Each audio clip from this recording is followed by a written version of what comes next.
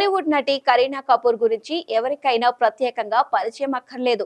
తన fashion sense మరియు మంచి వ్యక్తిత్వానికి పేరుగాంచిన కరీనా కపూర్ రీసెంట్ గా ముంబైలో ఓ బుక్ లాంచ్ ఈవెంట్ లో మెరిసింది. ప్రముఖ సెలబ్రిటీ న్యూట్రిషనిస్ట్ రోజుతా దివేకర్ రాసిన కొత్త book the common sense diet ఆవిష్కరణ కార్యక్రమానికి కరీనా హాజరైంది. ఈ కార్యక్రమంలో కరీనా కపూర్ తన డైలీ డైట్ మరియు ఆహారపు అలవాట్ల గురించి మాట్లాడింది. అంతేకాదు తనకు ఎంతో ఇష్టమైన ఒక వంటకం గురించి కూడా కరీనా వెల్లడించింది. తనకు కిచిడి అంటే ఎంతో ఇష్టమని, 2-3 రోజులు కిచిడి తినకపోతే వెంటనే తనకు క్రేవింగ్ స్టార్ట్ అవుతాయని, కిచిడి అంటే తనకు అంత ఇష్టమని పేర్కొంది.